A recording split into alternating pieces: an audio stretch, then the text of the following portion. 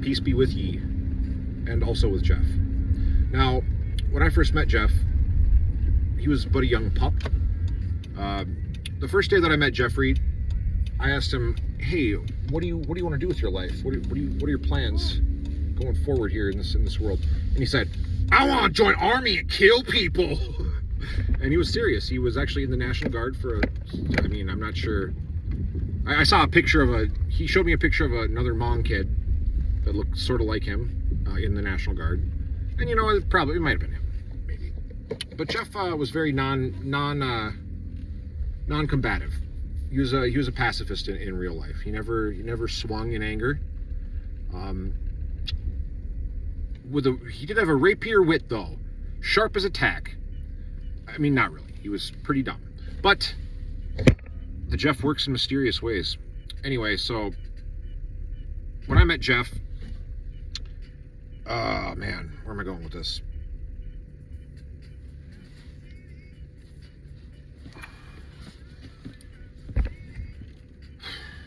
Fuck, I should probably just go down to Jeff's house. So anyway, I'll give you the quick recap of the whole story of Jeff. So I met Jeff. He told me immediately the day that I met him, he was like, I want to join army and kill people. And he'd already been in the military at one point. So I was like, yeah, that's cool. So we eventually became friends. I trained him in on the station that I was working at, the job I was working. He would be in pantry after I took over the saute station. And the stories of Jeff, they still, I tell people all the time who've never met Jeff and have no context, and I don't give a fuck. So I just feel like I should probably just make this video, a few videos talking about Jeff. Anyway, so Jeff worked there with me for about 1.5 years, 2 years, and the whole time I knew I want to join army and kill people. So that's like the preface of going into the job. So I was like, okay, he's not going to be around for long. He wants to go kill people in army. So one day, after he'd worked there for about 2 years, he tells me, he's like, I'm gonna join special forces. I'm gonna go be in army. I'm like, oh, that's cool. And like I knew it was coming, so I was fine with it. And everyone's like, Jeff, you can't fucking do that. You got to stay and help us cook. And I'm defending him. I'm like, dude, fucking the first day I met Jeff, he told me he was gonna join army, kill people. That's what he wanted to do. It's his thing. And so, anyway, we were working, and one day, Peter, the head chef, was like, Jeff, you can't leave. Who's gonna make these pizzas and fuck up the crème brûlées if you're gone? And Jeff's like, I'm gonna join special force. I'm gonna go be an army.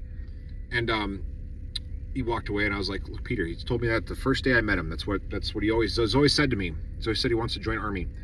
And Peter's like, have you ever asked your little buddy? He's like, have you ever gone and talked to your little buddy and asked him where he's going to be stationed, or like what he's going to be doing? I'm like, no, I just kind of assumed that he was just going to join army and do special forces. He's like, well, why don't you go ask him?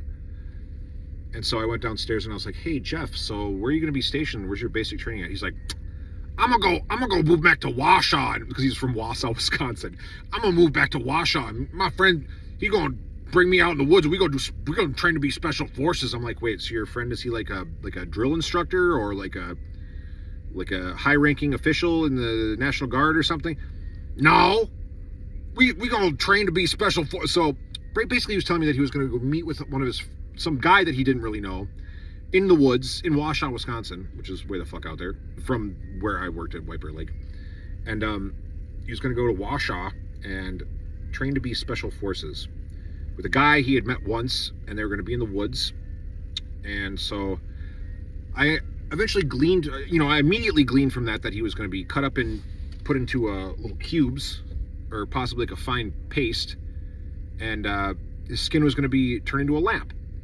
I told him, I'm like, Jeff, you can't do that. You gotta sign up with a recruiter or something. You can't just fucking go to the woods and some guy train you to be special forces. That makes no fucking sense. Like, your credits aren't gonna carry over on this one, buddy. He's like, we just gonna be special forces. We're gonna train to be special forces. So after that, I was sort of like disenfranchised about the whole thing, and I just kind of, and Jeff unceremoniously left. He kind of, dumped us,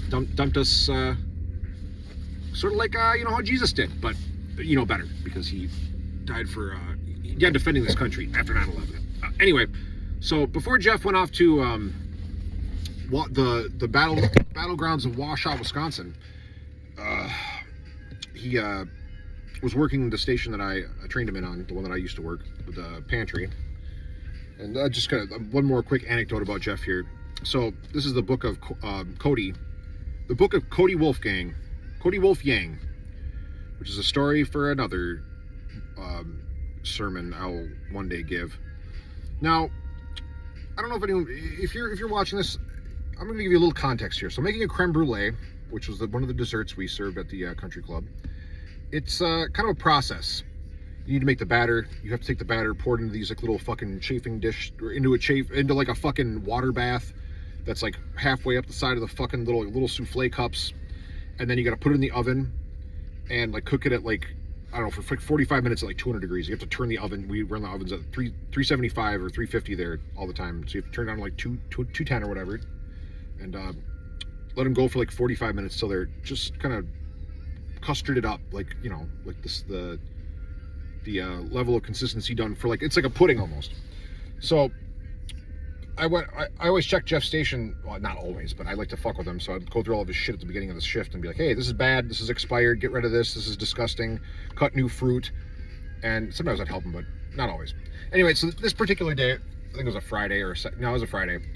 And we got butt fucked. It was extremely busy. And I threw all of his creme brulees out because they were like 2 days old, 2 days expired, past their expiration date.